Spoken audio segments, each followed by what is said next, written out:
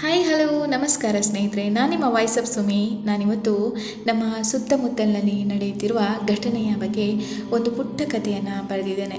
ಈ ಕತೆ ನಿಮ್ಗೆ ಏನಾದರೂ ಇಷ್ಟ ಆಗಿರಲಿ please like and share comment ಮಾಡಿ, ಸಬ್ಸ್ಕ್ರೈಬ್ ಮಾಡಲಿಕ್ಕೆ ಮರೆಯದಿರಿ. ನಿನಗೆ ನನ್ನದೊಂದು ಪತ್ರ. ಹೇಗಿದ್ದಿ ಎಂದು ಕೇಳಲು ಅಲ್ಲ, ನನ್ನ ನೋವನ್ನು ಈಗಲಾದರೂ ತೋಡಿಕೊಳ್ಳಲು ಅಂತೂ ಅಲ್ಲವೇ ಅಲ್ಲ. ಬದಲಾಗಿ ಯಾಕೆ ನೀನು ನನ್ನ ಜೀವನದಲ್ಲಿ ಬಂದೆ ಹೇಳು. ಈಗಲಾದರೂ ನನ್ನ ಪ್ರಶ್ನೆಗೆ ಉತ್ತರಿಸುವೆಯಾ, ಅಥವಾ ನನ್ನ ಮೇಲೇನೆ ಅಪವಾದ ಹಾಕಿ ಜಾರಿಕೊಳ್ಳುವೆಯಾ ಸಿಡುಕದಂತೆ? ನೀನೇನ ನನ್ನ ಜೀವಕ್ಕಿಂತ ಹೆಚ್ಚು ಪ್ರೀತಿಸಿದ್ದು? ಓ, ಅದು ಪ್ರೀತಿಯಾಗಿರಲಿಲ್ಲ ಎಂಬುದು ನನಗೀಗ ಅರಿವಾಯಿತು ಬಿಡು. ನನ್ನ ಜೀವನದಲ್ಲಿ ಬಂದು ಬಿರುಗಾಳಿ ಎಬ್ಬಿಸಿಬಿಟ್ಟು ಹೊರಟೆ ಹೋದಿಯಲ್ಲ. ಮನಸ್ಸಾದರೂ ಹೇಗೆ ಬಂತು ನಿನಗೆ?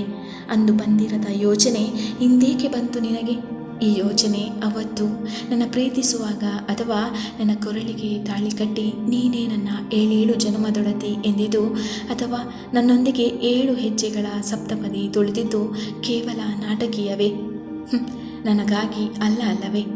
ನಿನಗೆ ನನಗಿಂತ ಜಾಸ್ತಿ ನನ್ನ 10 ಅಂತಸ್ತಿನ ಮೇಲೆ ಪ್ರೀತಿ ಇತ್ತು ಅಲ್ಲವೇ? ನನ್ನೊಂದಿಗಿನ 10 ವರ್ಷಗಳ ಜೀವನ, ನಾವು ಕಳೆದಿರುವ ಆ ಸುಂದರ ಕ್ಷಣಗಳು ಎಲ್ಲವನ್ನ ಬಿಟ್ಟು ಹೋಗಲು ಮನಸ್ಸಾದರೂ ಹೇಗೆ ಬಂತು ನಿನಗೆ ಹೇಳು? ನೀನೆಲ್ಲಿ ಹೇಳುವೆ ಅಲ್ವಾ? ನಮ್ಮಿಬ್ಬರ ನಡುವೆ ಈ ಪ್ರಪಂಚದಲ್ಲಿ ಸುಲಭವಾಗಿ ಸಿಗುವ ವಿಚ್ಛೇದನ ಎನ್ನುವ ಸೇತುವೆ ಕಟ್ಟಿಯಾಗಿದೆಯಲ್ಲ. ಹೃದಯ ಚೂರಾಗಿ ಹೋಗಿದ್ದರೂ ನಾನು ಜೀವಂತ ಇರುವೆನಲ್ಲ. ಹೇಗೆ ಮರೆಯಲಿ ನಿನ್ನ?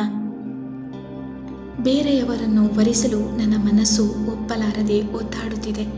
ಯಾರೋ ನಡುವಿನಲ್ಲಿ ಬಂದವಳಿಗೋಸ್ಕರ ಪ್ರೀತಿಸಿ ತಾಳಿ ಕಟ್ಟಿದವಳನ್ನೇ ದೂರ ತಳ್ಳಿಬಿಟ್ಟಿಯಲ್ಲ. ಈಗಲಾದರೂ ಹೇಳು, ನನ್ನಲ್ಲಿ ಇರಲಾರದ್ದು ಆಕೆಯಲ್ಲೇನಿತ್ತು?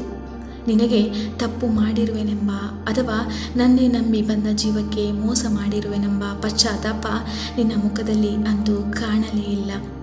ಹೋಗಲಿ ಬಿಡು. ನನ್ನ ಬದುಕಿನಿಂದ ನನ್ನ ಜೀವನವನ್ನೇ ನಾಶ ಮಾಡಿ ನೀನಾಕೆಯೊಂದಿಗೆ ಸುಖವಾಗಿ ಬಾಳೆಂದು ಹಾರೈಸಲು ನನ್ನಿಂದ ಅಂತೂ ಸಾಧ್ಯವಿಲ್ಲ. ನಾನು ಯಾವುದೇ ಸೇಡು ತೀರಿಸಿಕೊಳ್ಳುವ ಅವಶ್ಯಕತೆಯೂ ಇಲ್ಲ ನನಗೆ. ಕೇವಲ ಒಂದು ಹೆಜ್ಜೆ ಹಿಂದೆ ಇಟ್ಟು ಕಾದು ನೋಡುವ. ನನ್ನನ್ನು ಅಥವಾ ಯಾರಿಗೆ ಆಗಿರಲಿ ನೋವಿನಿಂದ ನರಳುವಂತೆ ಮಾಡಿದವರು ಕ್ರಮೇಣ ತಮ್ಮನ್ನೇ ತಾವು ನೋವಿನಿಂದ ನರಳಿಸಿಕೊಳ್ಳುತ್ತಾರೆ. ನೆನಪಿರಲಿ, ನಾವುಗಳು ಅದೃಷ್ಟಶಾಲಿಗಳಾಗಿದ್ದರೆ ಇದನ್ನೆಲ್ಲ ನೋಡಿಯೇ ಮುಂದಕ್ಕೆ ಸಾಗುವೆವು. ನನ್ನನ್ನು ತಪ್ಪಾಗಿ ತಿಳಿದುಕೊಂಡವರಿಗೆ ನನ್ನದೊಂದು ಕಿವಿಮಾತು. ನನ್ನ ಕತೆಗೆ ಕಾಲ್ಪನಿಕ ಸ್ವರೂಪ ಕೊಟ್ಟಿದ್ದು ಅವರೇ ಹೊರತು ನಾನಲ್ಲ. ನಂಬಿದ್ದು ನೀವು, ನಂಬಿಸಿದ್ದು ಅವರೇ ಹೊರತು ನಾನಲ್ಲ. ಅವರು ಹೇಳಿದ್ದೇ ಕೇಳಿ, ಅವರು ನಂಬಿಸಿದ್ದೇ ನಂಬಿ ತೀರ್ಮಾನಕ್ಕೆ ಬಂದಿದ್ದು ನೀವುಗಳು, ನಾನಲ್ಲ. ಬದಲಿಗೆ ನನ್ನೇ ಕೇಳಬಹುದಿತ್ತಲ್ಲ. ಅವರಿವರ ಮಾತು ಕೇಳಿ ನಾನಲ್ಲದ ನಾನು ಹೀಗೆ ಅಂತ ತೀರ್ಮಾನಕ್ಕೆ ಬಂದು ಬಿಟ್ಟಿರಲ್ಲ. ಇರಲಿ ಬಿಡಿ, ಅವರ ಪ್ರಕಾರ ನಾನೇ ಖಳನಾಯಕಿ. ಆದರೆ ನೀವು ಕೇಳಿದ ಕಥೆಯ ನಾಯಕಿ ಖಂಡಿತ ನಾನಲ್ಲ.